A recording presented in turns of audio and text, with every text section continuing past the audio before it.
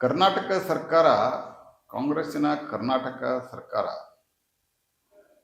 ಹಿಜಾಬ್ ನಿಷೇಧವನ್ನು ಹಿಂದಕ್ಕೆ ಪಡೆದು ಯಾರು ಬೇಕಾದರೂ ಹಿಜಾಬ್ ಹಾಕ್ಕೋಬೋದು ಅನ್ನುವಂಥ ಒಂದು ಆದೇಶವನ್ನು ನಿನ್ನೆ ಹೊರಡಿಸಿದ್ದಾರೆ.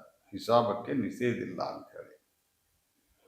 ಮತ್ತು ಅದರ ಜೊತೆಗೆ ಅತ್ಯಂತ ಹಾಸ್ಯಾಸ್ಪದವಾಗಿ ಜನಿವಾರನೂ ಅಲೋ ಮಾಡಿದ್ದೀವಿ ಅಂತ ಹೇಳಿದ್ದಾರೆ. ನಿಮ್ಮ ಮನೆ ಪರ್ಮಿಷನ್ ನಮಗೆ ಬೇಕಾಗಿಲ್ಲ, ಯಾರಿಗೇ ಆಯಿತು. ಮತ್ತು ಜನಿವಾರ ಕೇವಲ ಒಂದೇ ಸಮುದಾಯದವರು ಧರಿಸ್ತಾರೆ ಅನ್ನುವಂಥ ಭಾವನೆನೂ ತೆಗೆದುಹಾಕ್ರೆ ಅನೇಕ ಜನ ಈ ಹಿಂದೂ ಧರ್ಮದಲ್ಲಿ, ಹಿಂದೂ ಸಮಾಜದಲ್ಲಿರುವಂಥ ಅನೇಕ ಬೇರೆ ಬೇರೆ ಜಾತಿ ಸಮುದಾಯದವರು ಜನಿವಾರವನ್ನು ಧರಿಸ್ತಾರೆ. ಅದು ಮೇಲೆ ಕಾಣಲ್ಲ. ಪುಣ್ಯಕ್ಕೆ ಈ ಸಿದ್ದರಾಮಯ್ಯನವರ ಸರ್ಕಾರ ಏನೋ ಒಂದು ಕಳ್ಳನಿಗೊಂದು ಪಿಳ್ಳೆ ನೆಪ ಅಂತ ಹೇಳಕ್ ಹೋಗಿ ಉಡದಾರ ಅಲೋ ಮಾಡೀವಿ ಅಂತ ಹೇಳಿದ್ವಿ. ಇವರು ಅತ್ಯಂತ ಅಯೋಗ್ಯರು. ಇವರು ಹಿಜಾಬನ್ನು ಹಿಂತೆಗೆದಿದ್ದಾರೆ ಮತ್ತು ಕೇಸರಿಗೆ ನಿಷೇಧ ಅಂತ ಹೇಳಿದ್ದಾರೆ. ನೀವ್ಯಾರಪ್ಪ ಕೇಸರಿಗೆ ನಿಷೇಧ ಹಾಕವ್ರು? ನಿಮ್ ಬುದ್ಧಿ ಇದೆಯಾ ನಿಮ್ಗೇನಾದ್ರು? ಇಡೀ ದೇಶದೊಳಗೆ ಇವತ್ತು ಯಾರ್ಯಾರು ನಿಮ್ಮಂಥ ತುಷ್ಟೀಕರಣದ ರಾಜಕಾರಣವನ್ನು ಮಾಡ್ಯಾರ ಅವ್ರನ್ನೆಲ್ಲರನ್ನೂ ಜನ ಮನೆಗೆ ಕಳಿಸಿದ್ದಾರೆ. ಇವತ್ತು ಕರ್ನಾಟಕ ಸರ್ಕಾರ ತುಷ್ಟೀಕರಣದ ಪರಾಕಾಷ್ಠೆಯನ್ನು ಎಷ್ಟಕ್ಕೆ ತಲುಪಿದೆ ಅಂದರೆ, ಕಾಲೇಜು ವಿಶ್ವವಿದ್ಯಾಲಯದಲ್ಲಿ ಎಲ್ಲೆಲ್ಲಿ ಇವತ್ತು ಡ್ರೆಸ್ ಕೋಡ್, ಇವತ್ತು ವಸ್ತ್ರ ಸಂಹಿತೆ ಇದೆ, ಅಲ್ಲಿ ಕಾಲೇಜು ಹೈಸ್ಕೂಲು ಇಲ್ಲೆಲ್ಲ ಸಹಿತ ಈ ರೀತಿಯಾದಂಥ ಒಂದು ಜಾತೀಯ ಮತೀಯ ತುಷ್ಟೀಕರಣದ ಮತ್ತು ಒಂದು ರೀತಿಯಾದಂಥ ಫಂಡಮೆಂಟಲಿಸ್ಟ್ ಅಂತ ಏನು ಹೇಳ್ತಾರೆ, ಮತಾಂಧವಾದಿಗಳು, ಈ ಮತಾಂಧವಾದಿಗಳಿಗೆ ಕುಮ್ಮಕ್ಕು ಕೊಡುವುದಕ್ಕೆ, ತಮ್ಮ ವೋಟ್ ಬ್ಯಾಂಕನ್ನು ಭದ್ರಪಡಿಸೋದಕ್ಕೆ ಇದನ್ನು ಮಾಡಿದ್ದಾರೆ.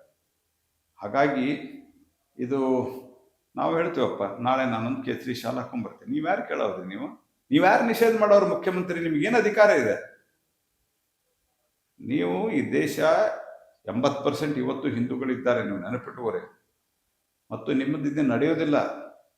ತುಷ್ಟೀಕರಣದ ರಾಜಕಾರಣವನ್ನು ಮಾಡಿ ಇವತ್ತು ಮಮತಾ ಬ್ಯಾನರ್ಜಿಯವರು ಮನೆಗೆ ಹೋಗಿದ್ದಾರೆ. ತಮಿಳುನಾಡಿನಲ್ಲಿ ಸ್ಟ್ಯಾಲಿನ್ ಮನೆಗೆ ಹೋಗಿದ್ದಾರೆ ತುಷ್ಟೀಕರಣದ ರಾಜಕಾರಣದಿಂದ. ಕಾಂಗ್ರೆಸ್ಸು ಇವತ್ತು ಅಸ್ಸಾಂದಲ್ಲಿ ಏನಾಗಿದೆ ಅಂತ ನಿಮಗೆ ಗೊತ್ತಿದೆ. 18 ಜನ ಶಾಸಕರಿದ್ದರೆ 17 ಜನ ಮುಸಲ್ಮಾನರು. ಇದು ನಿಮ್ಮ ಪರಿಣಾಮ. ಅದು ಅದರಲ್ಲಿಯೂ ನಿಮ್ಮ ಸ್ಥಿತಿ ಹೆಂಗಿದೆ ಅಂತಂದರೆ, ಅಷ್ಟು ದೊಡ್ಡ ರಾಜ್ಯದಲ್ಲಿ 18 ಸೀಟು, ಅದರಲ್ಲಿ 17 ಜನ ಮುಸಲ್ಮಾನರು. ಮುಸ್ಲಿಂ ಲೀಗ್ ಜೊತೆಗೆ ನಿಮ್ಮದು ಕೇರಳದಲ್ಲಿ ಒಪ್ಪಂದ. ಮುಸ್ಲಿಂ ಲೀಗ್ ಯಾರು? ದೇಶವನ್ನು ವಿಭಜನೆ ಮಾಡಲಿಕ್ಕೆ ಮೊದಲು ಕರೆ ಕೊಟ್ಟಂಥವ್ರು ಮುಸ್ಲಿಂ ಲೀಗ್. 1940ನೇ ಇಸ್ವಿಯ ನಂತರ, 1940ನೇ ಇಸ್ವಿಯ ನಂತರ ಏನು 47ರ ಸ್ವತಂತ್ರ ಬಂದಾಗ ತೀವ್ರವಾದಂಥ ಒಂದು 7-8 ವರ್ಷಗಳ ಕಾಲ ಏನು ಭಾರತವನ್ನು ವಿಭಜಿಸಬೇಕು ಅನ್ನುವಂಥ ಆಂದೋಲನ ನಡೀತು. ಆ ಆಂದೋಲನದ ಮುಖ್ಯ ರಿವಾರಿ ಮುಸ್ಲಿಂ ಲೀಗ್, ಮತಾಂಧ ಮುಸ್ಲಿಂ ಲೀಗ್. ಆ ಮತಾಂಧ ಮುಸ್ಲಿಂ ಲೀಗ್ ಜೊತೆಗೆ ನೀವು ಹೊಂದಾಣಿಕೆ ಮಾಡಿಕೊಂಡು ಇಲ್ಲಿ ನೀವು ಹಿಜಾಬನ್ನು ಧರಿಸ್ಲಿಕ್ಕೆ ಅವಕಾಶ ಮಾಡಿಕೊಡ್ತೀರಿ. ನಾಳೆ ಮಕ್ಕಳು ನಾವು ಒಂದು ಕೇಸರಿ ಪಟ್ಟ ಹಾಕೊಂಡ್ಬರ್ತೀನಿ ತೆಗಿಲಿಕ್ಕೆ ನಿಮಗೇನು ಅಧಿಕಾರ ಇದೆ? ಇದರ ಜೊತೆಗೆ ಹೈಕೋರ್ಟ್ನಲ್ಲಿ ಹಿಜಾಬ್ ನಿಷೇಧವನ್ನು ಎತ್ತಿದೆ. ಸುಪ್ರೀಂ ಕೋರ್ಟ್ನಲ್ಲಿ ಫರ್ದರ್ ಅದರದ್ದು ಒಂದು ಜಡ್ಜ್ಮೆಂಟು 2 ಬೆಂಚ್ ಜಡ್ಜಸ್ದಲ್ಲಿ ಬೇರೆ ಬೇರೆ ರೀತಿಯಾದಂಥ ಜಡ್ಜ್ಮೆಂಟ್ ಬಂದು ಲಾರ್ಜರ್ ಬೆಂಚ್ಗೆ ಹೋಗ್ಬೇಕು. ಅಂದರೆ as on date high court judgment is in force. Who are you to do all those things, mister Siddaramaiah? ಹಾಗಾಗಿ ಇದನ್ನು ನಾವು ತೀವ್ರವಾಗಿ ವಿರೋಧಿಸ್ತೀವಿ. ಮತ್ತು ಮುಂದೆ ನಾವು ಆದಷ್ಟು ಶೀಘ್ರದಲ್ಲಿಯೇ ಸ್ಕೂಲು ಕಾಲೇಜುಗಳು ಪುನರಾರಂಭದ ಹೊತ್ತಿಗೆ ನಾವು ಇದರ ವಿರುದ್ಧವಾದಂಥ ತೀವ್ರ ಆಂದೋಲನ ಧರಿಸಿ ಎಲ್ಲರೂ ಕೇಸರಿ ಧರಿಸುವಂಥ ಆಂದೋಲನದ ಬಗ್ಗೆ ನಾವು ಚಿಂತನೆಯನ್ನು ಮಾಡ್ತೀವಿ. ಗ್ಯಾರಂಟಿ ನ್ಯೂಸ್, ಸುದ್ದಿ ಖಚಿತ, ನ್ಯಾಯ ನಿಶ್ಚಿತ.